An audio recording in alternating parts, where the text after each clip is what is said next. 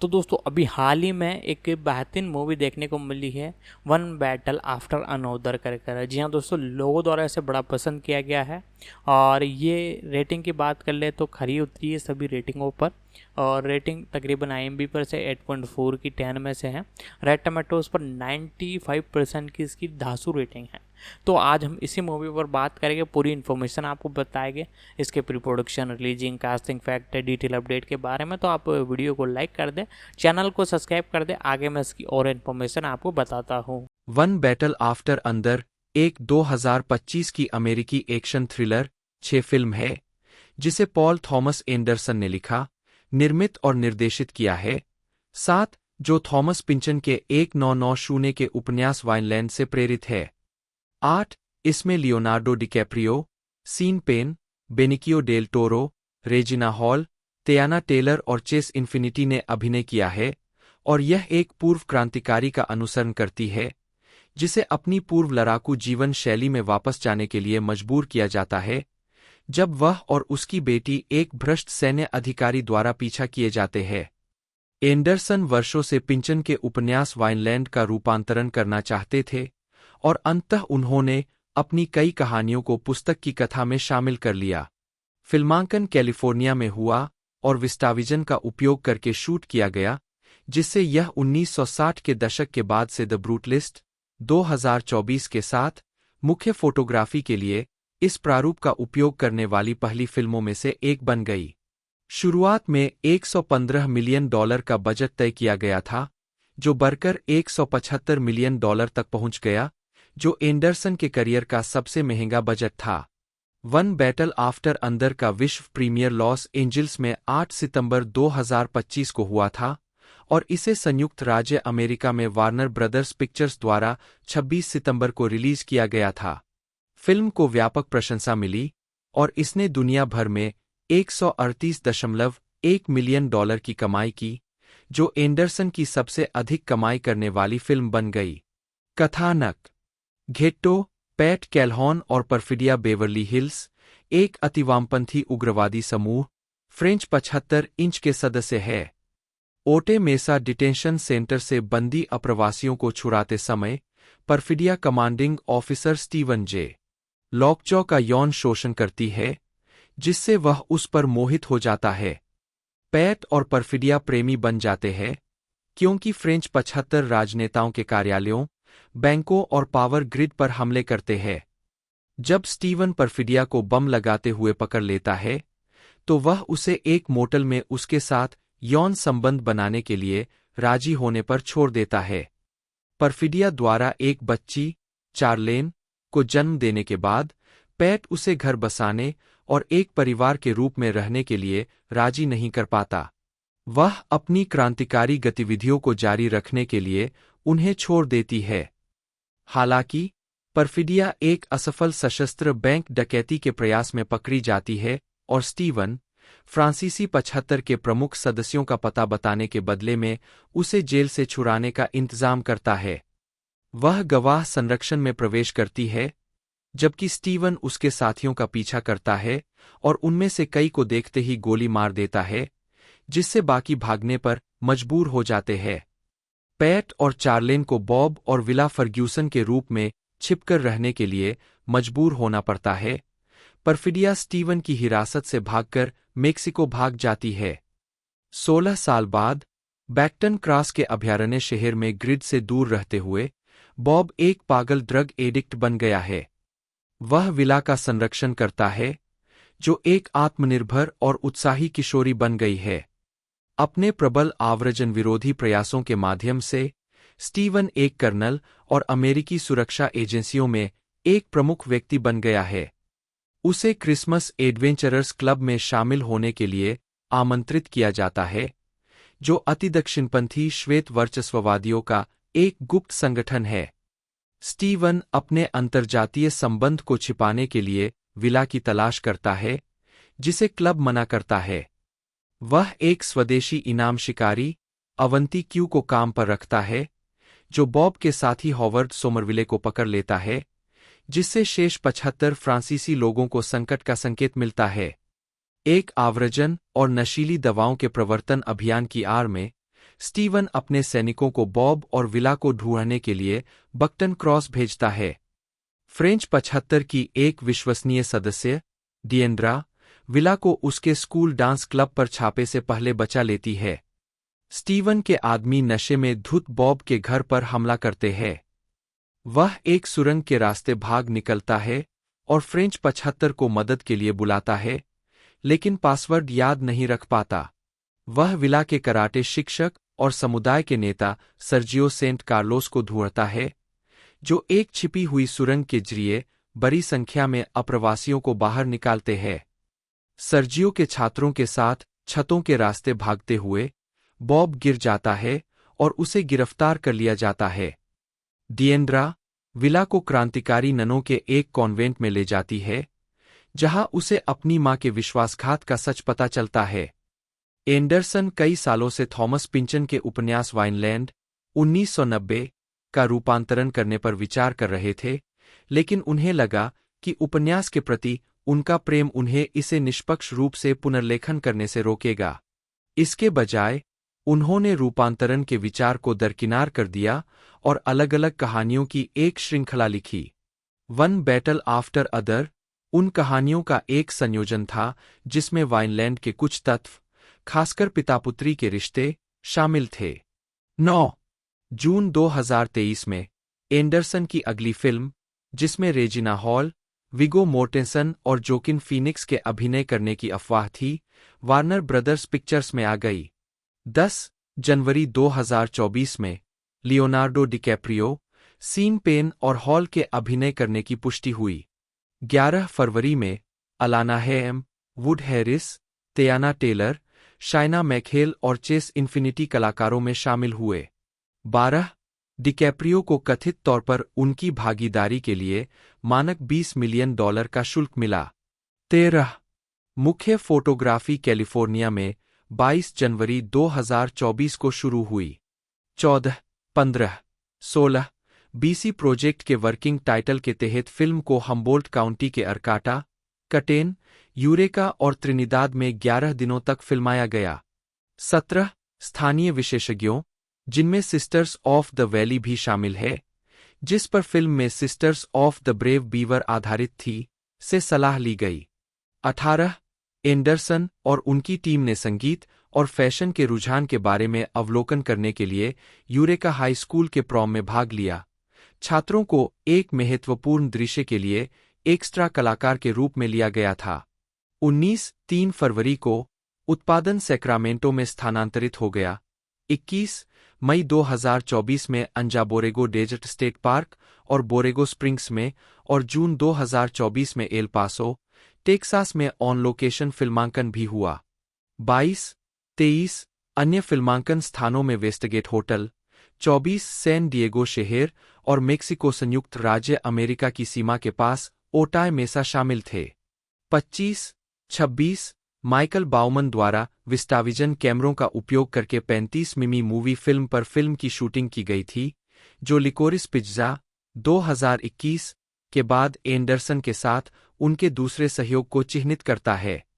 27-28 फरवरी 2024 में वैराइटी ने बताया कि फिल्म को $115 मिलियन के प्रोडक्शन बजट के साथ हरी झंडी दे दी गई है।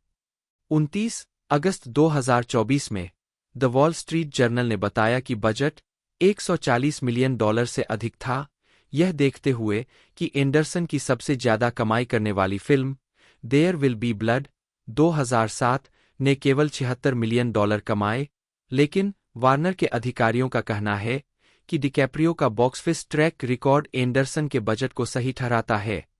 30 उस महीने सूत्रों ने संकेत दिया कि फिल्म का शीर्षक द बैटल ऑफ बक्टन क्रॉस रखा गया था क्योंकि अफवाहें फैली थीं कि यह पिंचन की वाइनलैंड से प्रेरित थी। एंडरसन ने पहले पिंचन की इनहेरेंट वाइस 2009 को 2014 में एक फीचर फिल्म में रूपांतरित किया था। 33 यह फिल्म एंडरसन के करियर की सबसे महंगी फिल्म है। 34 डेडलाइन हॉलीवुड ने बताया कि कैलिफोर्निया में बिलो द लाइन की ऑन लोकेशन शूटिंग की लागत $101.6 मिलियन थी, जिसमें $8.4 मिलियन का टैक्स क्रेडिट शामिल था। 35 जनवरी 2025 से शुरू होकर फिल्म की कई परीक्षण स्क्रीनिंग हुई, जिसने विनलैंड के अफवाह भरे कनेक्शन को मजबूत किया। 36 बूगी नाइट्स 1997 के बाद यह पहली बार था जब एंडरसन दर्शकों के परीक्षण के लिए सहमत हुए। प्रतिक्रिया के आधार पर उन्होंने 8 से 10 मिनट की कटौती की। 37 मार्च में फिल्म के शीर्षक की पुष्टि हुई। वार्नर ब्रदर्स ने एक टीजर की शुरुआत की।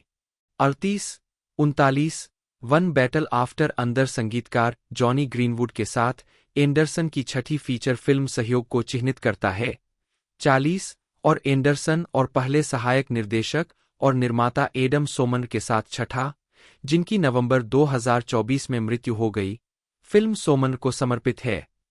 समीक्षा एग्रीगेटर वेबसाइट रॉटन टोमाटोज पर 378 आलोचकों की समीक्षाओं में से 95% सकारात्मक है। वेबसाइट की आम सहमति इस प्रकार है: एक महाकाव्य, रोमांचक साहसिक फिल्म जो विस्मयकारी एक्शन दृश्यों से भरपूर है। One battle after other Paul Thomas Anderson की अब तक की सबसे मनोरंजक फिल्म है और साथ ही विषयगत रूप से उनकी सबसे समृद्ध फिल्मों में से एक है।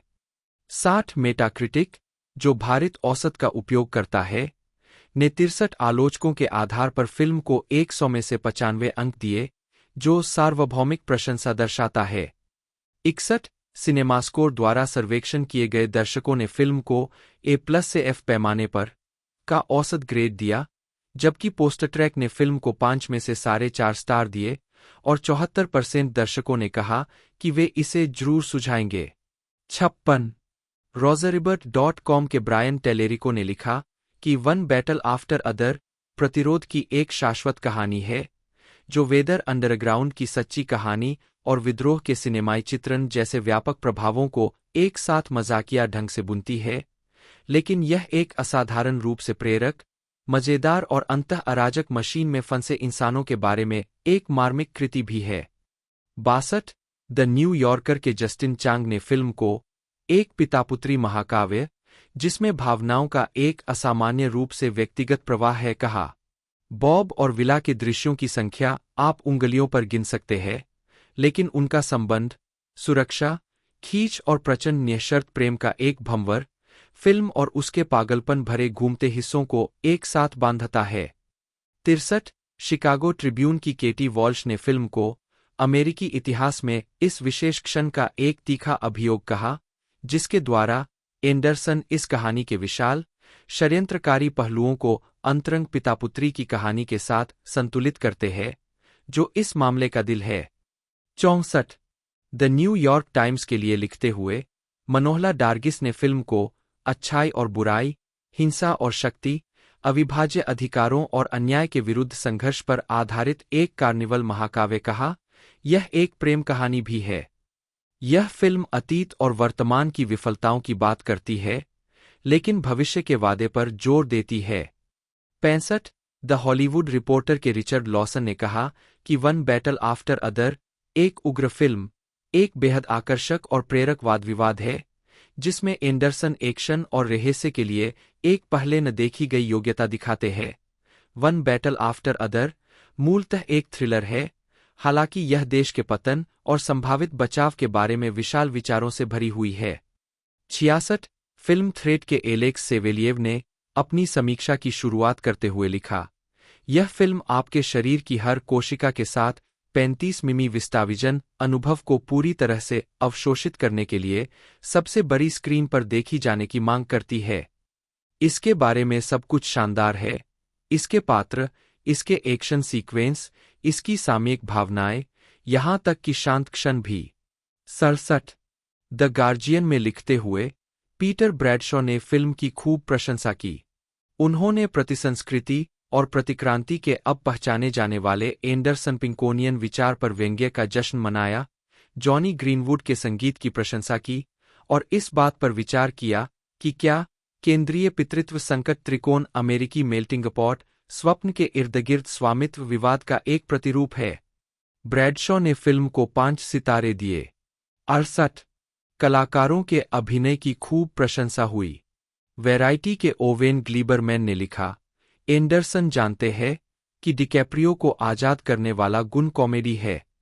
बॉब को एक ऐसे नशेरी की भूमिका में भालकर, जो अपने विश्वास के खोने से विचलित है, उन्होंने डिकैप्रियो को मानवीय रूप दिया है और उनसे एक बेहतरीन अभिनय करवाया है। 69 रोजरिबर्ट.com के टेलेरिको ने महसूस किया कि डिकैप्रियो ने एक सावधानीपूर्वक नियंत्रित अभिनय किया है, लेकिन फिर भी उन्होंने शॉन पेन के अभिनय को वर्षों में उनका सर्वश्रेष्ठ काम बताया और कहा कि वह अपनी मांसपेशियों को मजबूत करते हैं, दांत पीसते हैं और अपनी पंक्तियां गरजते हैं, लेकिन किसी तरह सच्चाई और व्यंग्य के बीच की सुई को पिरो लेते हैं। 62 द अटलांटिक के डेविड सिम्स ने कहा, पेन एक निर्मम खलनायकी का शानदार प्रदर्शन करते हुए, जो उन्हें तीसरा ऑस्कर दिला सकता था, एक फांसीवादी की अंतर्निहित मूर्खता को उजागर करने से नहीं डरते। डिकैप्रियो बॉब को एक विदूषक के बजाय एक प्रिय पात्र के रूप में निभाते हैं। वह एक थका हुआ, तनावग्रस्त प्रतिनायक है जो वर्षों से लड़ने के अपने प्रयासों से नहीं, बल्कि दुनिया की निर्ममता से थका हुआ है। 70 इंडीवायर के डेविड एयरलिच ने चुंबकीय रूप से आत्मसंयमी नवागंतुक तत्काल फिल्म स्टार चेज इन्फिनिटी की प्रशंसा की, जिनके प्रदर्शन से एक अजीब तरह का अप्रत्यक्ष गर्व पैदा होता है। उन्होंने टेलर और पेन के प्रदर्शनों की भी सराहना की और टेलर को क्रांतिकारी उत्साह से भरपूर, विस्फोटक और पेन को अपने करियर का सर्वश्रेष्ठ कहा। 71 दवारैप के विलियम बिबियानी कम उत्साहित थे। उन्होंने कथानक को बिखरा हुआ, असंबद्ध, जरूरत से ज्यादा लंबा और फिल्म के विषयों को उथला बताया और लिखा, वह फिल्म के वास्तविक दुनिया के समक्षों पर सस्ते प्रहार करने में ज्यादा रुचि रखते हैं, बजाय उन्हें वास्तव में तलाशने के। 72 द वॉल स्ट्रीट जर्नल के काइल स्मिथ ने भी इसी तरह कहा कि फिल्म बड़ी और हीट है। स्वर, शैली और विषय में विविधतापूर्ण, इसमें इतना कुछ है कि एक बार देखने पर सब कुछ समझ पाना मुश्किल लगता है। यह एक उत्कृष्ट कृति है या एक बेमेल, यह कुछ चर्चा का विषय होगा। पहुंच स्पष्ट है, लेकिन समझ थोड़ी कमजोर है। 73 वन बैटल आफ्टर अंदर की रूढ़िवादी और दक्षिणपंथी टिप्पणीकारों द्वारा फांसीवाद विरोधी क्रांतिकारियों के सहानुभूतिपूर्ण चित्रण के लिए आलोचना की गई है, खासकर चार्ली किर्क की हत्या और डलास आईसीई सुविधा पर स्नाइपर हमले के बाद।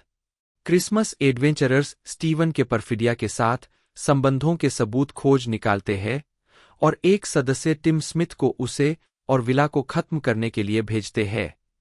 कॉन्वेंट पर छापा मारकर स्टीवन विला को बंधक बनाकर जबरन उसका डीएनए टेस्ट करता है, जिससे पुष्टि होती है कि वह उसकी जैविक बेटी है और इस तरह वह क्रिसमस एडवेंचरर्स क्लब के लिए अयोग्य हो जाता है। इसलिए वह उसे रिहा करने के बजाय उसे मारने का फैसला करता है। सर्जियो बॉब को हिरासत से छुड़ाने का इंतजाम करता है और उसे कॉन्वेंट ले जाता है। पुलिस द्वारा रोके जाने से पहले उसे कार से फेंक देता है। एक अन्य कार को हॉटवायरिंग करके बॉब कॉन्वेंट पहुंचता है, लेकिन सर्जियो की स्नाइपर राइफल से स्टीवन को मारने में विफल रहता है। विला को खत्म करने के लिए स्टीवन अवंती को काम पर रखता है। अवंती विला को मिलिशिया के हवाले कर देती है, लेकिन उसका मन बदलने पर वह उसे आजाद कर देती है और उन्हें गोली मार देती है। विला अवंती की कार और पिस्तौल ले लेती है और टिम उसका पीछा करता है, जब तक कि वह एक अंधे शिखर का फायदा उठाकर उसे दुर्घटना में नहीं फंसा देती। जब उसे क्रांतिकारी प्रतिचिह्न का पता नहीं होता, तो वह उसे गोली मार देती है। बॉब उसे हाईवे पर पाता है, लेकिन वह उस पर बंदूक तान देती है और प्रतिचिह्न की मांग करती है, जिसे वह थककर पूरा कर लेता है। दोनों रोते हुए फिर से मिलते हैं और गाड़ी चलाकर चले जाते हैं। बुरी तरह जख्मी स्टीवन का क्रिसमस एडवेंचरर्स में स्वागत होता है, क्योंकि उसने झूठ बोला था कि परफिडिया ने उसका उल्टा बलात्कार किया था, लेकिन दीक्षा के कुछ ही समय बाद उसे गैस से मार दिया जाता है और उसका अंतिम संस्कार कर दिया जाता है। विला के साथ घर लौटते हुए बॉब उसे परफिडिया का एक आशा भरा पत्र देता है, जिसमें वह अपने किए के लिए माफी मांगती है और भविष्य में अपने परिवार से मिलने की कसम खाती है और बॉब का आशीर्वाद भी लेती है, जब वह कुछ घंटों की दूरी पर ओकलैंड में एक विरोध प्रदर्शन में शामिल होने के लिए निकल पड़ती है। ढालना लियोनार्डो डिकैप्रियो, घेट्टो, पैट कैल्हॉन बटा रॉकेटमैन बटा बॉब फर्ग्यूसन, एक क्रांतिकारी समूह का एक पूर्व सदस्य और विस्फोटक उपकरण विशेषज्ञ, जिसे फ्रेंच 75 के नाम से जाना जाता है। सीन पेन कर्नल स्टीवन जे लॉकजॉ के रूप में, एक सैन्य अधिकारी जो फ्रांसीसी 75 का पीछा करता है। Benicio Del Toro, Sergio St Carlos, Willa के कराटेडो शिक्षक और बक्टन क्रॉस में अनिर्दिष्ट समुदाय के नेता रेजिना हॉल डिएंड्रा के रूप में, एक फ्रांसीसी 75 सदस्य तियाना टेलर, परफिडिया बेवर्ली हिल्स, एक फ्रांसीसी 75 सदस्य, विला की मां और पैट की साथी चेस इन्फिनिटी, विला फर्ग्यूसन बटा चार्लेन कैल्हॉन, स्टीवन और परफिडिया की बेटी के रूप मेमवुड हैरिस, लारेडो के रूप में, एक फ्रांसीसी 75 सदस्य लाना है एम में वेस्ट के रूप में, एक फ्रांसीसी 75 सदस्य पॉल ग्रिमस्टेड, हॉवर्ड सोमरविले बटा बिली गोट बटा ग्रिंगो कोयोट, एक फ्रांसीसी 75 सदस्य शाइना मैखेले, जंगल पुसी के रूप में, एक फ्रांसीसी 75 सदस्य Tony Goldwyn, Virgil Throckmorton, Christmas Adventurers Club के सदस्य John Hoogenakker, Tim Smith, Christmas Adventurers Club के सदस्य स्टारलेटा ड्यूपॉइस, दादी मिन्नी के रूप में, परफिडिया की मायरिक श्विग अवंती, एक इनाम शिकारी DW Moffett, Bill Desmond, Christmas Adventurers Club के सदस्य Kevin Tighe, Roy Moore, Christmas Adventurers Club के सदस्य Jim Downey, Sandy Irwin, Christmas Adventurers Club के सदस्य जेम्स रेटरमैन, कर्नल डेनवर्स के रूप में, स्टीवन के दूसरे इन कमांड टेलीरेंट के रूप में डिजॉन ड्यूनास, एक फ्रांसीसी 75 सदस्य रेन चारिटन, कॉमरेड जोश के रूप में, एक फ्रांसीसी 75 सदस्य जॉन बीवर्स 1776 जेम्स के रूप में, एक श्वेत राष्ट्रवादी गिरोह का सदस्य जेना मालोन, फ्रांसीसी 75 अभिवादन संहिता की आवाज के रूप में, एडम सोमन 1967 से 27 नवंबर 2024, एक ब्रिटिश अमेरिकी सहायक निर्देशक और फिल्म निर्माता थे, जिन्हें Martin Scorsese, Steven Spielberg, Alejandro Gonzalez Inarritu, Paul Thomas Anderson और रिडले स्कॉट के साथ काम करने के लिए जाना जाता है। प्रारंभिक जीवन। सोमन का जन्म 1967 में लंदन में हुआ था। 1-2 आजीविका। उन्होंने एंडरसन की लिकोरिस पिज़्ज़ा 2021 का निर्माण किया, जिसे सर्वश्रेष्ठ फिल्म के लिए अकादमी पुरस्कार, सर्वश्रेष्ठ फिल्म के लिए बाफ्टा पुरस्कार, सर्वश्रेष्ठ नाट्य मोशन पिक्चर के लिए प्रोड्यूसर्स गिल्ड ऑफ अमेरिका पुरस्कार और सर्वश्रेष्ठ मोशन पिक्चर, संगीत में या हास्य के लिए गोल्डन ग्लोब पुरस्कार के लिए नामांकित किया गया था। वन बैटल आफ्टर अदर 2025 उनकी अंतिम कृति थी और यह उनकी स्मृति में समर्पित है। मौत।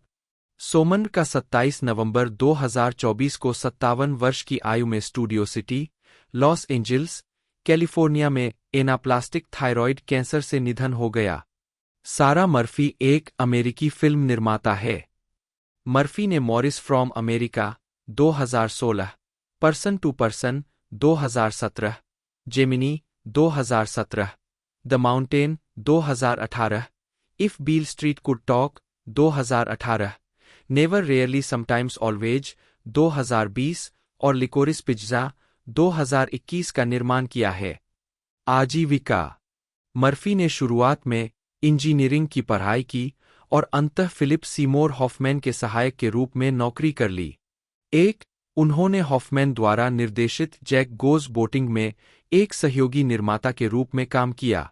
2014 में मर्फी ने मार्था स्टीफन्स और आरोन काच द्वारा निर्देशित लैंड हो का निर्माण किया, जिसने इंडिपेंडेंट स्पिरिट जॉन कैसवेट्स पुरस्कार जीता। 3 हॉफमैन कई सालों बाद पॉल थॉमस एंडरसन को मर्फी की सिफारिश करेंगे जब वह एक संगीत वीडियो निर्देशित करने के लिए सहमत हो गए। 4 उन्होंने जोआना न्यूसम, 5 हैम, 6 रेडियोहेड, 7 और द स्माइल के लिए अपने संगीत वीडियो में निर्माता के रूप में काम किया है। 8 मर्फी ने लिकोरिस पिज़्ज़ा और वन बैटल आफ्टर अंदर का निर्माण किया है, जिसमें पूर्व ने उन्हें सर्वश्रेष्ठ फिल्म के लिए बाफ्टा पुरस्कार और सर्वश्रेष्ठ चित्र के लिए अकादमी पुरस्कार के लिए नामांकन दिलाया। 9, 10, 11 मर्फी ने पहले बैरी जेनकिंस द्वारा स्थापित प्रोडक्शन कंपनी पेस्टेल में भी काम किया है, जहां उन्होंने नेवर रियली समटाइम्स ऑलवेज और if Beale street could talk का निर्माण किया था। 2022 में मर्फी ने रयान जकारियास के साथ फैट सिटी लॉन्च की, जहां उन्होंने मदर, काउच और if I had legs I'd kick you का निर्माण किया है। लियोनार्डो विल्हेम डिकैप्रियो 1/DIKEPRIO D-बटा इतालवी DIKEPRJO, जन्म 11 नवंबर 1974, एक अमेरिकी अभिनेता और फिल्म निर्माता है। जीवनी और ऐतिहासिक फिल्मों में अपने काम कई पुरस्कारों से सम्मानित किया गया है, जिनमें एक अकादमी पुरस्कार, एक ब्रिटिश अकादमी फिल्म पुरस्कार और 3 गोल्डन ग्लोब पुरस्कार। 2019 तक उनकी फिल्मों ने दुनिया भर में $7.2 बिलियन से अधिक की कमाई की है और उन्हें दुनिया के सबसे अधिक कमाई करने वाले अभिनेताओं। लॉस एंजिल्स में जन्मे डिकैप्रियो ने 1980 के दशक के अंत में टेलीविजन विज्ञापनों में काम करके अपने करियर की शुरुआत की। सिटकॉम पेरेंटहुड 1990 से 1991 में उनकी एक आवर्ती भूमिका थी और दिस बॉयज लाइफ 1993 में लेखक टोबियास वोल्फ के रूप में उनकी पहली प्रमुख फिल्म थी। व्हाट्स ईटिंग गिलबर्ट ग्रेप 1993 में एक विकासात्मक रूप से विकलांग लड़के की भूमिका निभाने के लिए उन्हें आलोचनात्मक प्रशंसा और पहला अकादमी पुरस्कार नामांकन मिला। डिकैप्रियो ने सितारों से टकराने वाली रोमांटिक फिल्मों रोमियो प्लस जूलियट 1996 और टाइटैनिक 1997 से अंतर्राष्ट्रीय स्तर पर ख्याति प्राप्त की। बाद वाली फिल्म उस समय दुनिया की सबसे ज्यादा कमाई करने वाली फिल्म बन गई। डिकैप्रियो ने बायोपिक द एविएटर 2004, राजनीतिक thriller blood diamond 2006, crime drama the departed 2006 और रोमांटिक ड्रामा रिवोल्यूशनरी रोड 2008 में अपने अभिनय के लिए प्रशंसा प्राप्त करना जारी रखा। बाद में उन्होंने पर्यावरण संबंधी वृत्तचित्र बनाए और कई हाई प्रोफाइल निर्देशकों की सफल परियोजनाओं में अभिनय किया, जिनमें थ्रिलर इंसेप्शन और शटर आइलैंड दोनों 2010, western Django unchained 2012, romantic drama the great Gatsby 2013, biopic the wolf of Wall Street 2013, survival drama the revenant 2015, जिसके लिए उन्होंने सर्वश्रेष्ठ अभिनेता का अकादमी पुरस्कार जीता, comedy drama once upon a time in Hollywood 2019 और crime drama killers of the flower moon 2023 और वन बैटल आफ्टर अदर 2025 शामिल है। डिकैप्रियो एपियन वे प्रोडक्शंस के संस्थापक है, एक प्रोडक्शन कंपनी जिसने उनकी कुछ फिल्में और डॉक्यूमेंट्री सीरीज ग्रीन्सबर्ग 2008 से 2010 बनाई है, और लियोनार्डो डिकैप्रियो फाउंडेशन के भी संस्थापक है, जो पर्यावरण जागरूकता को बढ़ावा देने के लिए समर्पित एक गैरलाभकारी संगठन है। संयुक्त राष्ट्र के शांति दूत के रूप में वे नियमित रूप से धर्मार्थ कार्यों में सहयोग करते हैं। 2005 में कला में उनके योगदान के लिए उन्हें commander of the order of arts and letters से सम्मानित किया गया और 2016 में वे टाइम पत्रिका के दुनिया के 100 सबसे प्रभावशाली लोगों में शामिल हुए। एम्पायर पत्रिका द्वारा 2022 के पाठकों के सर्वेक्षण में डिकैप्रियो को सर्वकालिक 50 महानतम अभिनेताओं में से एक चुना गया। प्रारंभिक जीवन और अभिनय पृष्ठभूमि। लियोनार्डो विल्हेम डिकैप्रियो का जन्म 11 नवंबर 1974 को लॉस एंजिल्स, कैलिफोर्निया में हुआ था। 2 वह जर्मन, 3 कानूनी सचिव इरमेलिन इंडेनबिर्केन और अमेरिकी भूमिगत कॉमिक्स कलाकार और वितरक जॉर्ज डिकैप्रियो की इकलौती संतान है। कॉलेज में पढ़ाई के दौरान दोनों की मुलाकात हुई और स्नातक होने के बाद लॉस एंजिल्स चले गए। 4-5 जॉर्ज के दादा दादी सल्वाटोर डिकैप्रियो और रोसिना कैसेला इतालवी थे। 6-7-8 जबकि उनकी मां ओल्गा एनी जैकब्स जर्मन मूल की थीं। इरमेलिन के पिता विल्हेम इंडेनबिर्केन जर्मन थे। 9 जबकि उनकी मां हेलेन इंडेनबिर्केन जर्मनी में रहने वाली एक रूसी अप्रवासी थीं। 11 डिकैप्रियो को यह नाम इसलिए मिला क्योंकि गर्भवती इरमेलिन ने पहली बार उन्हें लात मारते हुए महसूस किया था जब वह इटली के फ्लोरेंस के उफिजी संग्रहालय में लियोनार्डो दा विंची की पेंटिंग देख रही थी। 12 जब वह 1 वर्ष का था तब इरमेलिन और जॉर्ज का तलाक हो गया क्योंकि बाद में वह किसी अन्य महिला के प्यार में पड़ गया और घर छोड़कर चला गया। 13-14 डिकैप्रियो को साथ में पालने के लिए इरमेलिन और जॉर्ज लॉस एंजिल्स के इको पार्क में एक साझा बगीचे वाले जुड़वां कॉटेज में रहने चले गए। 13-15 जॉर्ज अपनी प्रेमिका और उसके बेटे एडम फरार के साथ रहते थे, जिनके साथ डिकैप्रियो ने एक करीबी रिश्ता विकसित किया। 16 डिकैप्रियो और इरमेलिन बाद में लॉस फेलिज जैसे अन्य इलाकों में चले गए। 17 उन्होंने इरमेलिन और जॉर्ज को शब्द के हर मायने में बोहेमियन और उन लोगों के रूप में वर्णित किया है जिन पर मुझे दुनिया में सबसे ज्यादा भरोसा है। 18 डिकैप्रियो ने वेश्यावृत्ति, अपराध और हिंसा से ग्रस्त एक पड़ोस में गरीबी में पलेबरे होने का उल्लेख किया है। 19 उनका पालन पोषण कैथोलिक हुआ। 20 4 साल तक Los Angeles centre for enriched studies और बाद में सीड्स एलिमेंट्री स्कूल में पढ़ाई करने के बाद डिकैप्रियो ने बाद में जॉन मार्शल हाई स्कूल में दाखिला लिया। 21-22 उन्हें पब्लिक स्कूल पसंद नहीं था और वे अभिनय की नौकरियों के लिए ऑडिशन देना चाहते थे।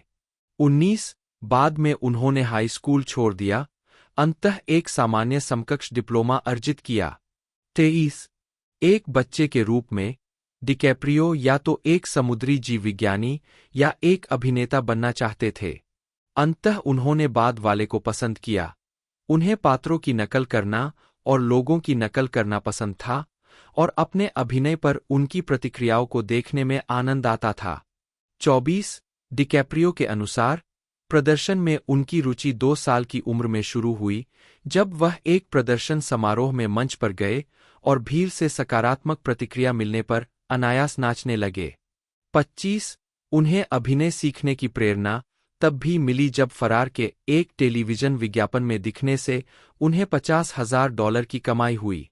26 डिकैप्रियो ने साक्षात्कारों में कहा है कि उनकी पहली टेलीविजन उपस्थिति बच्चों की श्रृंखला रोमर रूम में थी और उन्हें विघटनकारी होने के कारण शो से निकाल दिया गया था।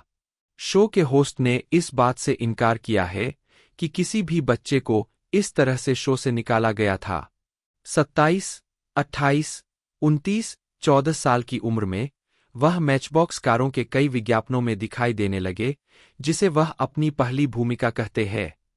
27 बाद में डिकैप्रियो क्राफ्ट सिंगल्स, बबल यम और एप्पल जैक्स के विज्ञापनों में दिखाई दिए। 30 1989 में उन्होंने टेलीविजन शो द न्यू लस्सी के 2 एपिसोड में ग्लेन की भूमिका निभाई। अपने करियर की शुरुआत में डिकैप्रियो को एक एजेंट ढूंढने में काफी मुश्किल हुई। जब उन्हें एक एजेंट मिला तो एजेंट ने डिकैप्रियो को अमेरिकी दर्शकों को आकर्षित करने के लिए अपना नाम बदलकर लेनी विलियम्स रखने का सुझाव दिया, जिसे उन्होंने अस्वीकार कर दिया। 32-33 डिकैप्रियो 1.5 साल तक बेरोजगार रहे, हालांकि उन्होंने 100 ऑडिशन दिए थे। इस असफलता के बाद डिकैप्रियो अभिनय छोड़ने वाले थे, लेकिन जॉर्ज ने उन्हें डटे रहने के लिए मना लिया। जॉर्ज से प्रेरित और आर्थिक सुरक्षा की संभावना से प्रेरित होकर डिकैप्रियो ने ऑडिशन देना जारी रखा। इरमेलिन के दोस्त को जानने वाले एक टैलेंट एजेंट ने कास्टिंग निर्देशकों से उनकी सिफारिश की, जिसके बाद डिकैप्रियो को लगभग 20 विज्ञापनों में भूमिकाएं मिलीं। 34 1990 के दशक की शुरुआत में डिकैप्रियो ने नियमित रूप से टेलीविजन पर अभिनय करना शुरू कर दिया, जिसकी शुरुआत द आउटसाइडर्स 1990 के पायलट में एक भूमिका और सोप ओपेरा सांता बारबरा 1990 के एक एपिसोड से हुई, जिसमें उन्होंने एक किशोर शराबी की भूमिका निभाई थी। 35 डिकैप्रियो के करियर की संभावनाएं तब बेहतर हुईं जब उन्हें पेरेंटहुड में कास्ट किया गया, जो इसी नाम की 1989 की कॉमेडी फिल्म पर आधारित एक सीरीज थी। एक परेशान किशोर गैरी बकमैन की भूमिका की तैयारी के लिए उन्होंने मूल फिल्म में जोकिन फीनिक्स के प्रदर्शन का विश्लेषण किया। 36 उस वर्ष उनके काम ने उन्हें 12वें यूथ इन फिल्म अवार्ड्स में 2 नामांकन दिलाए। सांता बारबरा के लिए डे-टाइम सीरीज में सर्वश्रेष्ठ युवा अभिनेता और पेरेंटहुड के लिए नई टेलीविजन श्रृंखला में सर्वश्रेष्ठ युवा अभिनेता 38-39। आजीविका 1991, 1996। प्रारंभिक कार्य और सफलता। डिकैप्रियो ने 1991 में कम बजट की हॉरर सीक्वल क्रिटर्स 3 में एक बेईमान मकान मालिक के सौतेले बेटे के रूप में अपनी फिल्म की शुरुआत की, एक हिस्सा जिसे उन्होंने बाद में आपके औसत, बिना गहराई वाले, सुनहरे बालों वाले मानक बच्चे के रूप में वर्णित किया। 40। डिकैप्रियो ने कहा है कि वह क्रिटर्स 3 को याद नहीं करना पसंद करते हैं, इसे संभवतः सभी समय की सबसे खराब फिल्मों में से एक के रूप में देखते हैं, और इस तरह की भूमिका वह भविष्य में टालना चाहते हैं। 41। बाद में 1991 में वह सिटकॉम ग्रोइंग पेन्स में एक आवर्ती कलाकार बन गए, जिसमें उन्होंने ल्यूक ब्राउनर की भूमिका निभाई, जो एक बेघर लड़का था जिसे शो के केंद्रीय परिवार द्वारा ले जाया जाता है। 42। सहकलाकार जोआना कर्न्स ने डिकैप्रियो को अपनी उम्र के लिए विशेष रूप से बुद्धिमान और निरस्त्र होने के रूप में याद किया। 43। डिकैप्रियो को निर्माताओं ने युवा महिला दर्शकों को आकर्षित करने के लिए कास्ट किया था, लेकिन उनके आने से शो की रेटिंग में सुधार नहीं हुआ और उन्होंने शो खत्म होने से पहले ही शो छोड़ दिया। 44। उन्हें टेलीविजन सीरीज में सर्वश्रेष्ठ युवा अभिनेता के सहकलाकार के लिए यंग आर्टिस्ट अवार्ड के लिए नामांकित किया गया था। 45। डिकैप्रियो ने 1991 में रोजेन के एक एपिसोड में एक बिना श्रेय वाली भूमिका भी निभाई थी। 46। लासे हॉलस्ट्रॉम ने डिकैप्रियो को व्हाट्स ईटिंग गिलबर्ट ग्रेप 1993 में निर्देशित किया, जिसके लिए उन्हें अपना पहला अकादमी पुरस्कार नामांकन मिला। 1992 में डिकैप्रियो ने पॉइजन आइवी फिल्म श्रृंखला की पहली किस्त में एक संक्षिप्त भूमिका निभाई थी। 47। और रॉबर्ट डी नीरो ने उन्हें दिस बॉयज लाइफ में उनके साथ सहकलाकार के लिए 400 युवा अभिनेताओं की एक शॉर्टलिस्ट से चुना था। टोबियास वोल्फ के संस्मरण से अनुकूलित, यह फिल्म एक विद्रोही किशोर, टोबी डिकैप्रियो और उसकी मां, एलेन बार्किन, और अपमानजनक सौतेले पिता, डी नीरो, के बीच के संबंधों पर केंद्रित है। 27, 48, 49। निर्देशक माइकल कैटन जोन्स ने कहा कि डिकैप्रियो को नहीं पता था कि सेट पर कैसे व्यवहार करना है। तदनुसार, कैटन जोन्स ने एक सख्त सलाह शैली का इस्तेमाल किया, जिसके बाद डिकैप्रियो के व्यवहार में सुधार होने लगा। 43। रोलिंग स्टोन के बिल्गे एबिरी ने पाया कि बार्किन और डिकैप्रियो के बीच के शक्तिशाली बंधन ने फिल्म को ऊंचा उठाया। उन्होंने डिकैप्रियो द्वारा उनके चरित्र के एक विद्रोही किशोर से एक स्वतंत्र युवक के जटिल विकास के चित्रण की प्रशंसा की। 47। दिस बॉयज लाइफ पहली फिल्म थी जिसने उन्हें पहचान दिलाई। 50।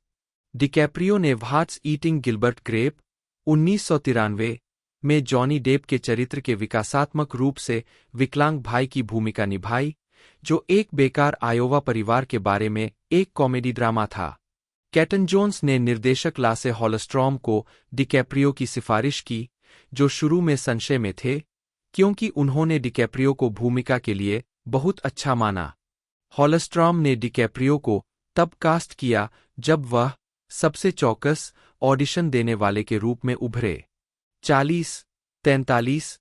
अपने चित्रण में प्रामाणिकता सुनिश्चित करने के लिए डिकैप्रियो ने समान रूप से विकलांग बच्चों और उनके तौर तरीकों का अध्ययन किया, और हॉलस्ट्रॉम ने उन्हें अपने स्वयं के शोध किए गए गुणों का उपयोग करके चरित्र बनाने की अनुमति दी। 51। फिल्म एक महत्वपूर्ण सफलता बन गई। 52, 53, 54। फिल्म का असली शोस्टॉपिंग टर्न मिस्टर डिकैप्रियो से आता है। द न्यूयॉर्क टाइम्स की आलोचक जेनेट मस्लिन ने लिखा, जो आर्नी की कई हरकतों को इतना चौंकाने वाला और जीवंत बना देते हैं कि पहली बार में उन्हें देखना मुश्किल हो जाता है। प्रदर्शन में शुरू से अंत तक एक तीव्र, हताश तीव्रता है। 55। द न्यूयॉर्क टाइम्स के लिए लिखने वाले कैरिन जेम्स ने दिस बॉयज लाइफ और व्हाट्स ईटिंग गिलबर्ट ग्रेप में उनके अभिनय के बारे में कहा, उन्होंने उन लड़कों की कच्ची, भावनात्मक जरूरत को पूरी तरह से स्वाभाविक और शक्तिशाली बना दिया। 56। डिकैप्रियो की 1995 की पहली भूमिका सैम रेमी की western the quick and the dead में थी। जब सोनी पिक्चर्स को डिकैप्रियो की कास्टिंग पर संदेह हुआ, तो सहकलाकार शेरोन स्टोन ने खुद उनका वेतन चुकाया। 57 फिल्म को बॉक्स ऑफिस पर निराशाजनक प्रदर्शन और आलोचकों से मिश्रित समीक्षाओं के साथ रिलीज किया गया था।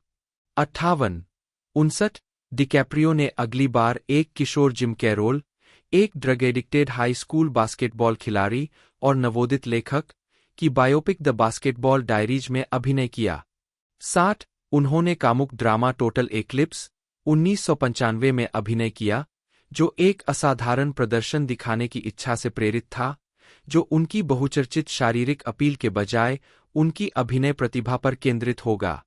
61 डिकैप्रियो को तब कास्ट किया गया जब फिल्मांकन शुरू होने से पहले रिवर फीनिक्स की मृत्यु हो गई। 13 हालांकि फिल्म व्यावसायिक रूप से असफल रही। 62 इसे वार्नर आर्काइव कलेक्शन की सूची में शामिल किया गया है, जो वार्नर ब्रदर्स की लाइब्रेरी से क्लासिक और कल्ट फिल्मों को होम वीडियो पर रिलीज करता है। 63 सैन फ्रांसिस्को क्रॉनिकल में एक समीक्षा ने डिकैप्रियो को अपनी पीढ़ी का महान अभिनय का वादा कहा, लेकिन थेवलिस के सुसंस्कृत ब्रिटिश उच्चारण और डिकैप्रियो के दक्षिणी कैलिफोर्निया ट्वैंग के बीच बेमेल की आलोचना की। 64 डिकैप्रियो ने इसके बाद क्लेयर डेंस के साथ बाज लुहरमन की रोमियो प्लस जूलियट 1996 में अभिनय किया, जो विलियम शेक्सपियर की रोमांटिक त्रासदी का संक्षिप्त आधुनिकीकरण था, जिसमें मूल शेक्सपियर के संवाद बरकरार रहे। डिकैप्रियो शुरू में एक और रोमियो और जूलियट रूपांतरण के बारे में अनिश्चित थे, लेकिन अपने पिता के सुझाव पर वह लुहरमन के काम को और करीब से जांचने के लिए सहमत हुए।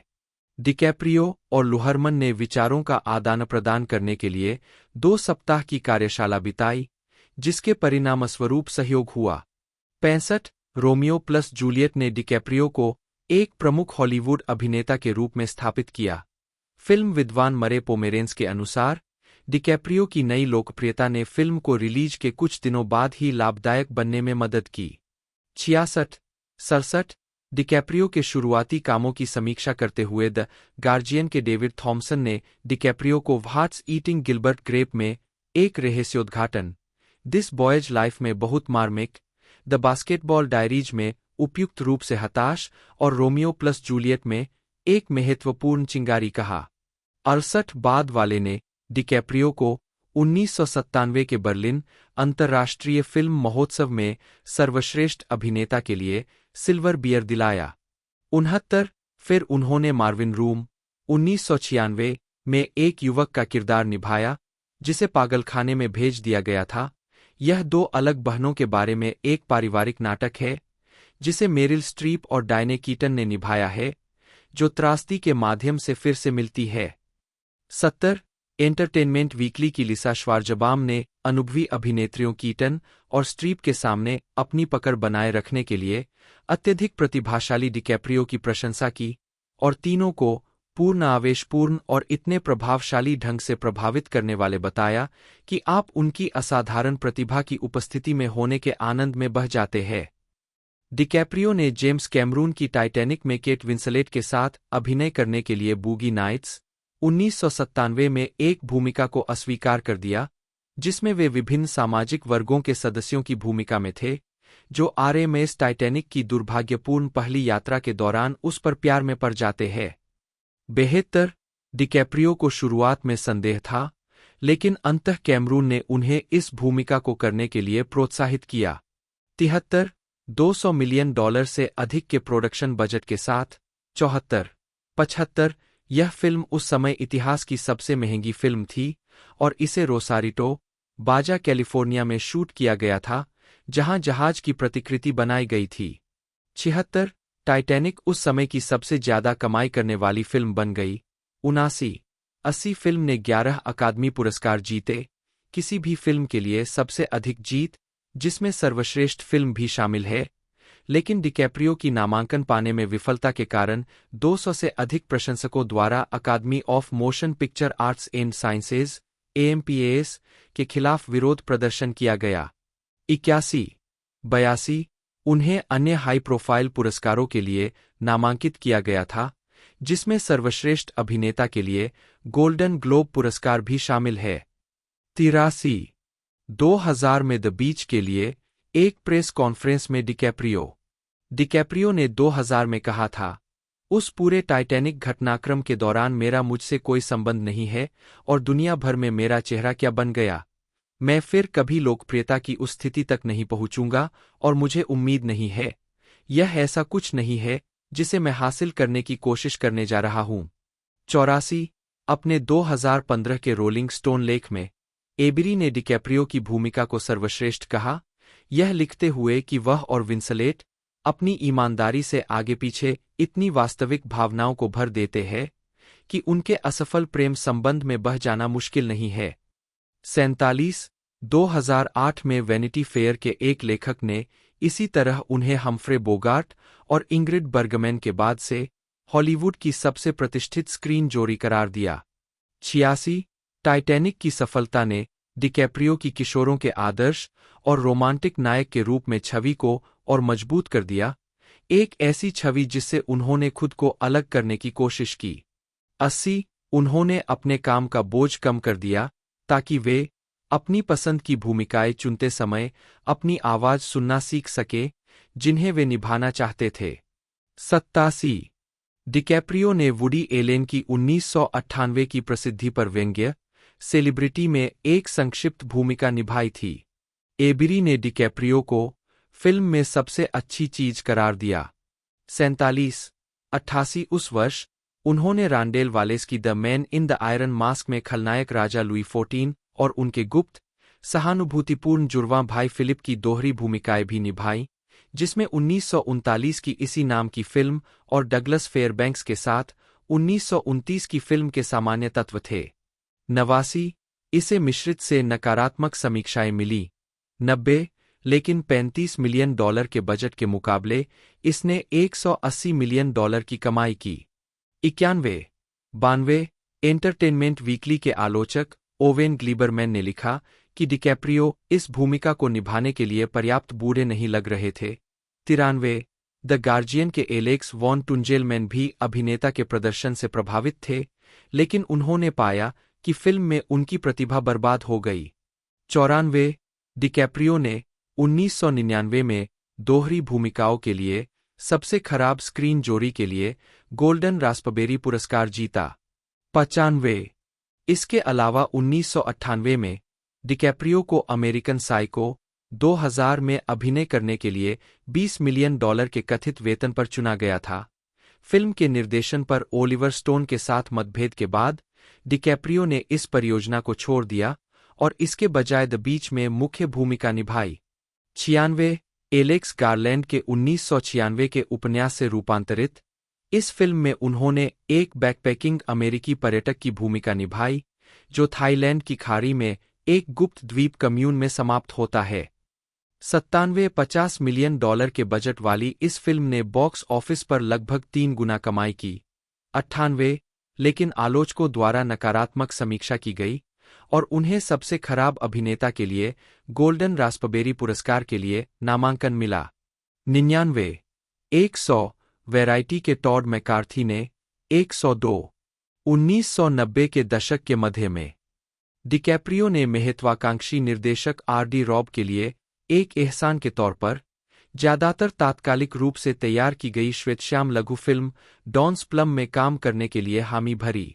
27 जब रॉब ने इसे एक पूर्ण लंबाई वाली फिल्म में विस्तारित किया तो डिकैप्रियो और उनके सहकलाकार टोबी मागुइरे ने अदालत के आदेश से अमेरिका और कनाडा में इसकी रिलीज पर रोक लगा दी, यह तर्क देते हुए कि उनका कभी भी फीचर फिल्म बनाने का इरादा नहीं था।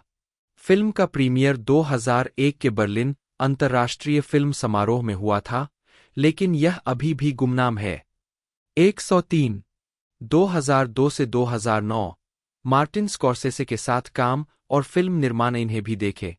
मार्टिन स्कॉर्सेसे और लियोनार्डो डिकैप्रियो और एपियन वे प्रोडक्शंस डिकैप्रियो 2002 के कान फिल्म महोत्सव में मार्टिन स्कॉर्सेसे और कैमरून डियाज के साथ गैंग्स ऑफ न्यूयॉर्क के एक कार्यक्रम में भाग लेते हुए।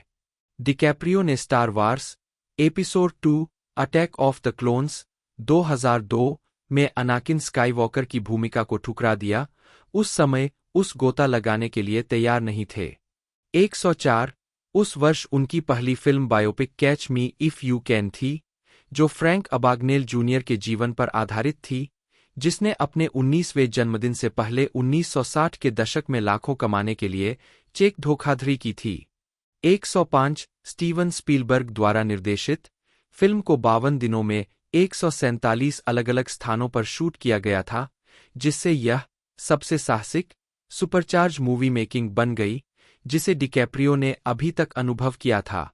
106 फिल्म को आलोचकों की प्रशंसा मिली और $52 मिलियन के बजट के मुकाबले $355 मिलियन की कमाई हुई। 107 108 रोजर एबर्ट ने अंधेरे और परेशान करने वाले किरदारों से उनके हटने की प्रशंसा की। 105 और 2018 में दो एंटरटेनमेंट वीकली आलोचकों ने इसे डिकैप्रियो की सर्वश्रेष्ठ भूमिका कहा, उन्हें खुशहाल, प्रेरक, भ्रामक, चुलबुला और कभी-कभी दुखद। और हम आपको चुनौती देते हैं कि अगर आप कर सकते हैं तो एक बेहतर भूमिका खोजें। 109 डिकैप्रियो को फिल्म में उनके प्रदर्शन के लिए तीसरा गोल्डन ग्लोब नामांकन मिला। 110 इसके अलावा 2002 में डिकैप्रियो ने मार्टिन स्कॉर्सेसे की गैंग्स ऑफ न्यूयॉर्क में अभिनय किया, जो 19वीं शताब्दी के मध्य में न्यूयॉर्क शहर के 5 पॉइंट्स जिले में स्थापित एक ऐतिहासिक नाटक था। स्कॉर्सेसे को शुरुआत में फिल्म को साकार करने के अपने विचार को बेचने में संघर्ष करना पड़ा, जब तक कि डिकैप्रियो को फिल्म में अभिनय करने में दिलचस्पी नहीं हो गई, और इस तरह मिरामैक्स फिल्म्स ने परियोजना को वित्तपोषित करना शुरू कर दिया। बहरहाल, फिल्म का निर्माण बजट की अधिकता और निर्माता निर्देशक के मतभेदों से ग्रस्त था, जिसके परिणामस्वरूप 8 महीने की शूटिंग हुई। $103 मिलियन के बजट के साथ यह फिल्म स्कॉर्सेसे द्वारा बनाई गई अब तक की सबसे महंगी फिल्म थी। डिकैप्रियो को आयरिश अमेरिकी सड़क गिरोह के युवा नेता एम्स्टर्डम वैलोन की भूमिका निभाने के लिए आकर्षित किया गया था। 112 113 द ऑब्जर्वर की एनी थॉम्पसन ने डिकैप्रियो के कम महत्वपूर्ण, मजबूत प्रदर्शन पर ध्यान दिया, लेकिन महसूस किया कि सहकलाकार डैनियल डे-लुइस ने उन्हें पीछे छोड़ दिया। 114 2004 में डिकैप्रियो ने इटालियन रोड के नाम से प्रोडक्शन कंपनी एपियन वे प्रोडक्शंस की स्थापना की। 115 वे अद्वितीय स्रोत सामग्री खोजने और विकास के दौरान इसके सार को संरक्षित करने में रुचि रखते थे, पिछले अनुभवों का हवाला देते हुए जहां बहुत से लोगों की भागीदारी ने अंतिम उत्पाद को नकारात्मक तरीके से प्रभावित किया। 116 डिकैप्रियो ने पहली बार the assassination of Richard Nixon का कार्यकारी निर्माण किया, जिसमें सीन पेन ने सैमुअल बायक की भूमिका निभाई। 46 और इसे 2004 के कान फिल्म समारोह में प्रदर्शित किया गया। 117 डिकैप्रियो और स्कॉर्सेसी ने द एविएटर 2004 में एक अमेरिकी फिल्म निर्देशक और विमानन अग्रणी हॉवर्ड ह्यूजेस की बायोपिक के लिए फिर से साथ काम किया। 118 119 द एविएटर एक आलोचनात्मक और वित्तीय सफलता बन गई, जिसने $110 मिलियन के अपने बजट के मुकाबले $213 मिलियन की कमाई की। 120 121 एम्पायर के सिमोन ब्राउन ने सोचा कि डिकैप्रियो ने एक जटिल भूमिका को बखूबी निभाया और ह्यूजेस के व्यामोह और जुनून को दर्शाने वाले दृश्यों पर प्रकाश डाला। 122 उन्हें सर्वश्रेष्ठ अभिनेता मोशन पिक्चर ड्रामा के लिए अपना पहला गोल्डन ग्लोब पुरस्कार और एक अकादमी पुरस्कार, एक बाफ्टा पुरस्कार और एक स्क्रीन एक्टर्स गिल्ड पुरस्कार के लिए नामांकन मिला। 123 2006 में डिकैप्रियो ने अपराध फिल्म द डिपार्टेड और राजनीतिक युद्ध थ्रिलर ब्लड डायमंड में अभिनय किया। स्कॉर्सेसे की द डिपार्टेड में डिकैप्रियो ने बिली कॉस्टिगन की भूमिका निभाई, जो बोस्टन में आयरिश मोब में अंडरकवर काम करने वाला एक राज्य सैनिक था, जिसे वह लगातार 24 घंटे के आतंक के हमले के रूप में चित्रित करता है। डिकैप्रियो को विशेष रूप से सहकलाकार जैक निकोलसन के साथ काम करने का अनुभव पसंद आया। उन्होंने एक अभिनेता के रूप में अपने जीवन के सबसे यादगार क्षणों में से एक के रूप में उनके साथ एक दृश्य का वर्णन किया। 124 तैयारी में उन्होंने आयरिश मोब से जुड़े लोगों के साथ बातचीत करने के लिए बोस्टन का दौरा किया और 15 पाउंड 6.8 किलोग्राम मांसपेशियां हासिल कीं। 125 समीक्षकों द्वारा प्रशंसित। 126 फिल्म ने $90 मिलियन के बजट के मुकाबले $291 मिलियन की कमाई की। 127 108 रोलिंग स्टोन के पीटर ट्रेवर्स ने डिकैप्रियो और सहकलाकार मैट डेमन के अभिनय की प्रशंसा करते हुए उन्हें विस्फोटक, भावनात्मक रूप से जटिल बताया, लेकिन उन्हें लगा कि निकोलसन ने दोनों को पीछे छोड़ दिया। 128 द डिपार्टेड में डिकैप्रियो की प्रमुख भूमिका के बावजूद फिल्म के वितरक वार्नर ब्रदर्स पिक्चर्स ने ब्लड डायमंड में उनके हिस्से के साथ आंतरिक संघर्ष से बचने के लिए AMPAS में सर्वश्रेष्ठ सहायक अभिनेता के नामांकन के लिए उनका प्रदर्शन प्रस्तुत किया। 129 इसके बजाय उनके सहकलाकार मार्क वाहलबर्ग को नामांकित किया गया। हालांकि डिकैप्रियो ने द डिपार्टेड के लिए अन्य प्रशंसा अर्जित की, जिसमें गोल्डन ग्लोब्स और बाफ्टा पुरस्कारों में सर्वश्रेष्ठ सहायक अभिनेता के लिए सैटेलाइट पुरस्कार और सर्वश्रेष्ठ अभिनेता का नामांकन शामिल है। ब्लड डायमंड में डिकैप्रियो ने रोडेशिया के एक हीरा तस्कर की भूमिका निभाई, जो सिएरा लियोन गृहयुद्ध में शामिल है। फिल्मांकन के दौरान उन्होंने मोजाम्बिक के मापुटो में SOS चिल्ड्रन विलेज के 24 अनाथ बच्चों के साथ काम किया और कहा कि उनके साथ उनकी बातचीत ने उन्हें छुआ था। 131 तैयारी के लिए उन्होंने अफ्रीका में 6 महीने बिताए, दक्षिण अफ्रीकी सेना के लोगों से छलावरण के बारे में सीखा और अपने उच्चारण को सुधारने के लिए देश में लोगों का साक्षात्कार लिया और रिकॉर्ड किया। 132 फिल्म को आमतौर पर अनुकूल समीक्षा मिली। 133 और डिकैप्रियो को उनके दक्षिण अफ्रीकी उच्चारण के लिए जाना जाता था, जिसे आमतौर पर नकल करने में मुश्किल के रूप में जाना जाता है। 134 USA टुडे की क्लाउडिया पुइग ने एक लड़के से स्क्रीन पर एक आदमी में डिकैप्रियो के परिवर्तन को सराहना के साथ उजागर किया। 136 डिकैप्रियो को ब्लड डायमंड के लिए अकादमी पुरस्कार और गोल्डन ग्लोब के लिए नामांकन मिला। 130 2007 में डिकैप्रियो ने comedy drama Gardener of Eden का निर्माण किया, जिसमें द हॉलीवुड रिपोर्टर के फ्रैंक शेक के अनुसार दर्शकों से जुड़ने के लिए आवश्यक नाटकीय तात्कालिकता या काले हास्य का अभाव था। 137 उस वर्ष बाद में उन्होंने द 11th आवर का निर्माण, सहलेखन और वर्णन किया, जो प्राकृतिक पर्यावरण की स्थिति पर एक वृत्तचित्र था, जिसने 2008 में अर्थवॉच पर्यावरण फिल्म पुरस्कार जीता। 138 डिकैप्रियो के एपियन वे ने प्लेनेट ग्रीन के ग्रीनसबर्ग 2008 से 2010 का निर्माण किया, जो 3 सीजन तक चला। ग्रीनसबर्ग कंसास में स्थापित, यह 2007 के ग्रीनसबर्ग बवंडर की चपेट में आने के बाद शहर को एक स्थायी तरीके से पुनर्निर्माण करने के बारे में है। 140 इस फिल्म को 1970 के दशक की राजनीतिक फिल्मों जैसे द पैरालैक्स व्यू 1974 और 3 डेज ऑफ द कॉन्डोर 1975 की याद दिलाने वाली फिल्म मानते हुए डिकैप्रियो ने इस भूमिका के लिए अपने बाल भूरे रंग में रंगे और भूरे रंग के कॉन्टैक्ट लेंस पहने। 140 फिल्म को आलोचकों से मिलीजुली समीक्षा मिली। 141 और इसने $67.5 मिलियन के बजट के मुकाबले $118 मिलियन की कमाई की।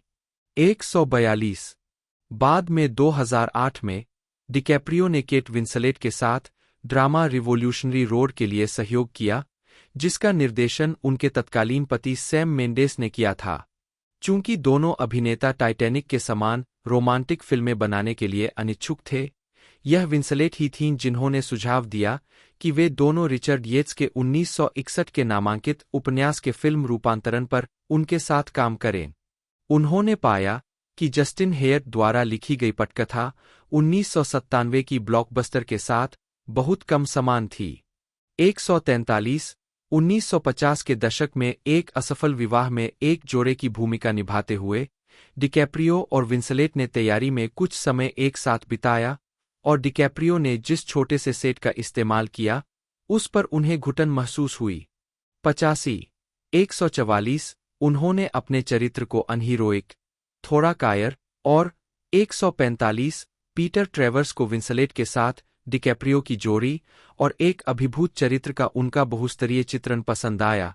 146 और जीक्यू के मार्शल सेला ने इसे उनके जीवनकाल का सबसे परिपक्व और यादगार प्रदर्शन कहा। 144 डिकैप्रियो ने फिल्म के लिए अपना 7वां गोल्डन ग्लोब नामांकन अर्जित किया।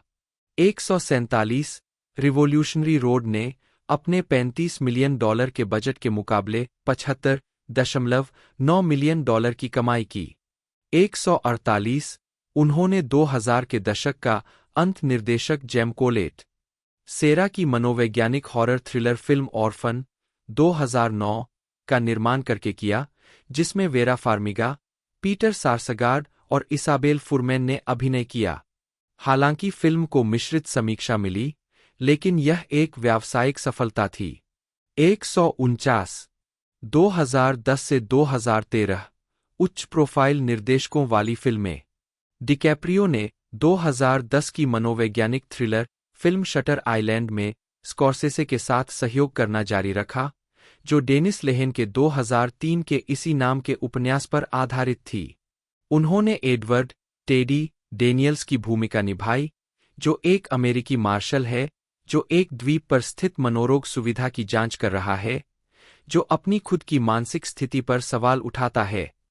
डिकैप्रियो और स्कॉर्सेसे 2007 में इस परियोजना में रुचि रखने लगे और पूर्व ने फीनिक्स पिक्चर्स के साथ एपियन वे के तहत फिल्म का सहनिर्माण किया। 150 फिल्म के परेशान करने वाले दृश्यों के कारण डिकैप्रियो को निर्माण के दौरान सामूहिक हत्या के बुरे सपने आते थे और उन्होंने अपने दोस्तों के साथ आराम करना एक चिकित्सा के रूप में माना। 151 फिल्म को मिश्रित समीक्षाओं के साथ रिलीज किया गया था। 153 पीटर ट्रेवर्स ने इसे डिकैप्रियो का अब तक का सबसे भयावह और भावनात्मक रूप से जटिल प्रदर्शन कहा और विशेष रूप से सहकलाकार पेट्रिसिया क्लार्कसन के साथ उनके गुफा दृश्य को पसंद किया। 154 यह फिल्म व्यावसायिक रूप से सफल रही, जिसने $80 मिलियन के बजट के मुकाबले दुनिया भर में $294 मिलियन की कमाई की। 155 डिकैप्रियो दाय से पहले 2010 में फिल्म के प्रीमियर पर इंसेप्शन के कलाकारों के साथ। डिकैप्रियो की 2010 में दूसरी भूमिका क्रिस्टोफर नोलन की समीक्षकों द्वारा प्रशंसित विज्ञान कथा फिल्म इंसेप्शन में थी। 156 स्पष्ट स्वप्न और स्वप्न ऊष्मायन के अनुभव से प्रेरित। 157 फिल्म में डोम कॉब डिकैप्रियो शामिल है, जो एक एक्सट्रैक्टर है जो दूसरों के सपनों में प्रवेश करके ऐसी जानकारी प्राप्त करता है जो अन्यथा दुर्गम है। कॉब को एक कॉर्पोरेट लक्ष्य के दिमाग में एक विचार बोने के बदले में अपने पुराने जीवन को वापस पाने का मौका देने का वादा किया जाता है। 158 डिकैप्रियो एक ड्रीम हीस्ट के विचार और अपने चरित्र की अपनी स्वप्नलोक में हेरफेर करने और अपने वास्तविक जीवन को प्रभावित करने की क्षमता से मोहित थे। 159 108 160 इस फिल्म में अभिनय करने के लिए डिकैप्रियो अपनी $20 मिलियन की फीस में से कटौती के लिए राजी हो गए और $1 ग्रॉस पॉइंट्स में हिस्सेदारी का विकल्प चुना, जिससे उन्हें सिनेमा टिकट बिक्री का 1% प्राप्त हुआ। यह जोखिम फायदेमंद साबित हुआ क्योंकि डिकैप्रियो ने फिल्म से $50 मिलियन कमाए, जो अब तक की उनकी सबसे ज्यादा कमाई थी। 161 डिकैप्रियो ने क्लिंट ईस्टवुड की जे. एडगर 2011 में जे. एडगर हूवर की भूमिका निभाई। हूवर के बारे में एक बायोपिक। यह फिल्म एक FBI निदेशक के रूप में उनके करियर पर केंद्रित है, जिसमें कथित रूप से गुप्त समलैंगिक के रूप में उनके निजी जीवन की जांच भी शामिल है। 162 आलोचकों ने महसूस किया कि फिल्म में समग्र रूप से सामंजस्य की कमी थी, लेकिन उन्होंने डिकैप्रियो के प्रदर्शन की सराहना की। 163 164 रोजर एबर्ट ने चरित्र में गहराई और बारीकियों को लाने की डिकैप्रियो की क्षमता की प्रशंसा की, यह सुझाव देते हुए कि उनके प्रदर्शन ने हूवर के व्यक्तित्व के उन पहलुओं को व्यक्त किया जो संभवतः खुद हूवर के लिए भी अज्ञात थे। 165 इसके अलावा 2011 में उन्होंने कैथरीन हार्डविक की romantic horror film red riding hood का निर्माण किया। 167 उसी वर्ष डिकैप्रियो की एपियन वे ने जॉर्ज क्लूनी के राजनीतिक नाटक द आइड्स ऑफ मार्च का निर्माण किया, जो ब्यू विलिमॉन के 2008 के नाटक फरागुट नॉर्थ का रूपांतरण था।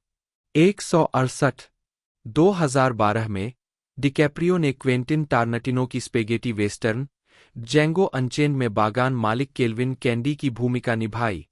स्क्रिप्ट पढ़ने के बाद डिकैप्रियो फिल्म में दर्शाए गए नस्लवाद की सीमा से असहज महसूस कर रहे थे, लेकिन उनके सहकलाकारों और टारनटिनो ने उन्हें इसे मीठा नहीं बनाने के लिए मना लिया। 169 फिल्मांकन के दौरान डिकैप्रियो ने गलती से कांच पर अपना हाथ काट लिया, लेकिन फिल्मांकन जारी रखा और टारनटिनो ने अंतिम उत्पाद में उस टेक का उपयोग करने का फैसला किया। 170 फिल्म को आलोचनात्मक प्रशंसा मिली।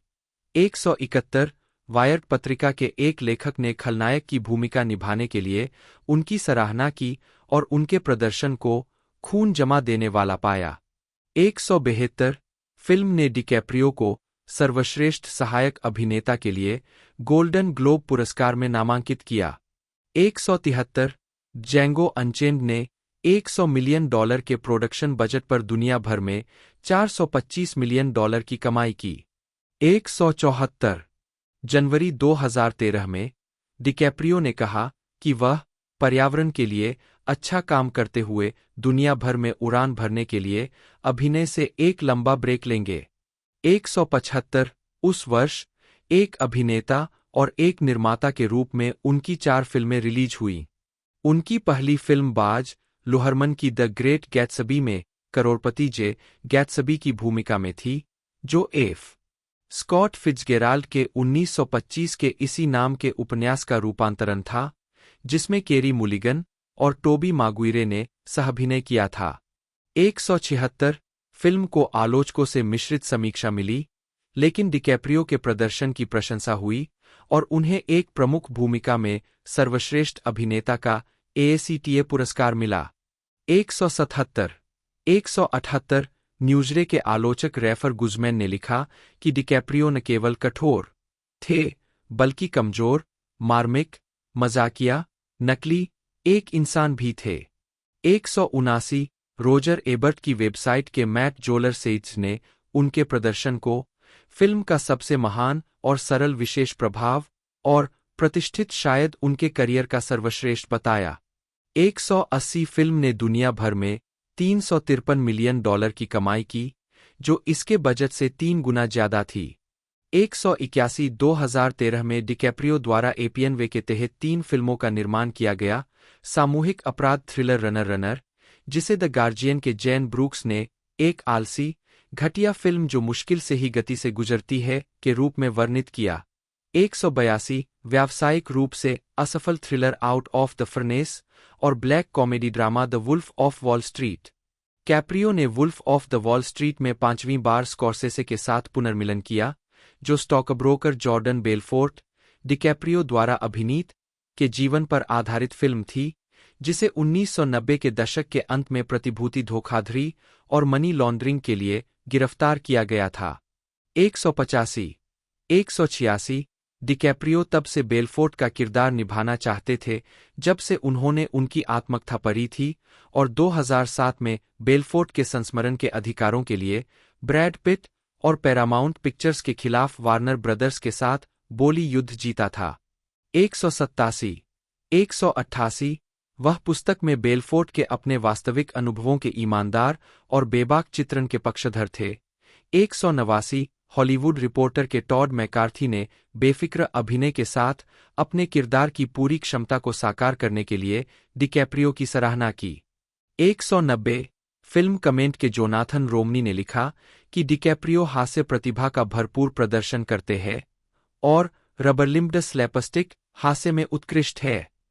191 इस फिल्म ने उन्हें सर्वश्रेष्ठ अभिनेता, मोशन पिक्चर म्यूजिकल या कॉमेडी के लिए गोल्डन ग्लोब पुरस्कार और मुख्य भूमिका में सर्वश्रेष्ठ अभिनेता के लिए बाफ्टा पुरस्कार के लिए नामांकन, साथ ही सर्वश्रेष्ठ अभिनेता और सर्वश्रेष्ठ फिल्म के लिए अकादमी पुरस्कार दिलाया।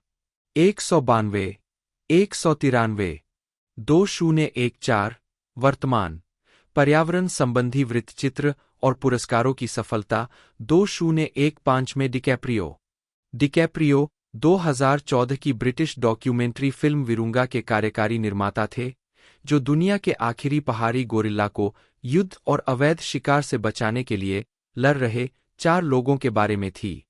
194 फिल्म का प्रीमियर अप्रैल 2014 में त्रिबेका फिल्म फेस्टिवल में हुआ। 195 और डिकैप्रियो को 2015 के प्राइम टाइम एमी अवार्ड के लिए उत्कृष्ट डॉक्यूमेंट्री या नॉनफिक्शन स्पेशल के लिए नामांकित किया गया था। 196 काउस्पिरेसी द सस्टेनेबिलिटी सीक्रेट उस वर्ष की एक और डॉक्यूमेंट्री फिल्म थी जिसके लिए वह एक कार्यकारी निर्माता थे। उन्होंने सितंबर में नेटफ्लिक्स पर विशेष रूप से जारी नए कट में भाग लिया। 197 यह पर्यावरण पर पशु कृषि के प्रभाव की पड़ताल करता है। 198 2015 में डिकैप्रियो ने एलेजांद्रो जी इनारिटू के सर्वाइवल ड्रामा द रेवेनेंट में फर ट्रैपर ह्यू ग्लास का निर्माण और भूमिका निभाई। डिकैप्रियो को फिल्म में अपनी भूमिका मुश्किल लगी। उन्हें बाइसन के जिगर का कच्चा टुकड़ा खाना पड़ा और जानवरों के शवों में सोना पड़ा। 199 200 उन्होंने एक मस्कट शूट करना, आग बनाना, 2 मूल अमेरिकी भाषाओं पोंटी और अरिकारा बोलना और प्राचीन उपचार तकनीकों को लागू करना भी सीखा। 199 $135 मिलियन के बजट पर निर्मित फिल्म ने दुनिया भर में $533 मिलियन कमाए। 201 फिल्म को डिकैप्रियो के अभिनय के लिए विशेष प्रशंसा के साथ सकारात्मक समीक्षा मिली। 202 द गार्जियन के मार्क केरमोर ने लिखा। 204 इस फिल्म ने उन्हें कई पुरस्कार दिलाए, जिनमें अकादमी पुरस्कार, BAFTA, critics choice, golden globe और सर्वश्रेष्ठ अभिनेता के लिए एसएजी पुरस्कार शामिल है। 205 206 207 अगले 3 वर्षों तक डिकैप्रियो ने वृत्तचित्रों का वर्णन किया और फिल्मों के लिए निर्माता के रूप में काम किया। 2016 में वे द आइवरी गेम और कैचिंग द सन के कार्यकारी निर्माता थे। 184 उन्होंने जलवायु परिवर्तन के बारे में वृत्तचित्र बिफोर द फ्लड का निर्माण, मेजबानी और वर्णन भी किया। 208 उन्होंने अपराध ड्रामा लाइव बाय नाइट 2016 का निर्माण किया, जिसे उत्साहहीन समीक्षा मिली और यह अपने $65 मिलियन के उत्पादन बजट को वापस पाने में विफल रही। 184 209 उनके अगले प्रोडक्शन वेंचर 2018 में थे, मनोवैज्ञानिक हॉरर डेलिरियम और व्यावसायिक रूप से असफल। 2019 global warming documentary ice on fire का निर्माण और वर्णन करने के बाद। 212 डिकैप्रियो क्वेंटिन टारनटिनो की comedy drama once upon a time in Hollywood में 4 साल के ब्रेक के बाद अभिनय में लौट आए, जो रिक डाल्टन, डिकैप्रियो, एक उम्रदराज टेलीविजन अभिनेता और उनके stuntman, Cliff booth, Brad Pitt के बीच संबंधों का पता लगाता है। 213 फिल्म के वित्तपोषण में मदद करने के लिए डिकैप्रियो और पिट ने वेतन में कटौती करने पर सहमति व्यक्त की और उन्हें प्रत्येक को $10 मिलियन मिले। 214 डिकैप्रियो को पिट के साथ काम करना पसंद था और टारनटिनो ने इस जोड़ी को रॉबर्ट रेडफोर्ड और पॉल न्यूमैन के बाद सबसे रोमांचक बताया। 215 216 डिकैप्रियो हॉलीवुड के लिए फिल्म की श्रद्धांजलि और उनके और पिट के पात्रों के बीच दोस्ती पर ध्यान केंद्रित करने से रोमांचित थे। 216 फिल्म का प्रीमियर 2019 के कान फिल्म फेस्टिवल में हुआ, जहां आलोचकों ने उनके और पिट के अभिनय की प्रशंसा की। 217 बिजनेस इनसाइडर के एक लेखक ने इसे डिकैप्रियो के करियर के सर्वश्रेष्ठ प्रदर्शनों में से एक कहा। 218 और डिजिटल स्पाई के इयान सैंडवेल को विशेष रूप से दोनों की केमिस्ट्री पसंद आई। उनका मानना था कि उनके दृश्य फिल्म के सबसे मजबूत हिस्सों में से कुछ है।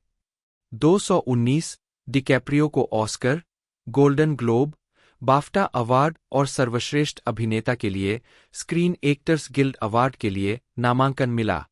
220 फिल्म ने $90 मिलियन के बजट के मुकाबले $374 मिलियन कमाए।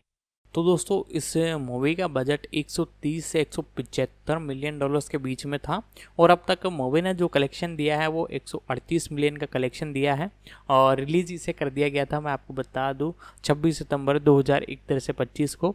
अब इसे OTT पर भी रिलीज़ किया जाएगा। बाकी इसकी लेंथ की बात कर ले तो लगभग इसकी 162 मिनट की इसकी तकरीबन लेंथ है और लोगों द्वारा इसे बड़ा पसंद किया गया है। साथ ही साथ अब ये OTT पर हमें बहुत जल्द देखने को मिलेगी, तो उसकी अपडेट जानने के लिए आप चैनल को जरूर से सब्सक्राइब कर ले। जब भी ये OTT पर आएगी सबसे पहले इन्फॉर्मेशन मैं आपको दूंगा। बाकी आज की इस वीडियो में इतना ही, मिलता है दोस्तों अगले वीडियो में।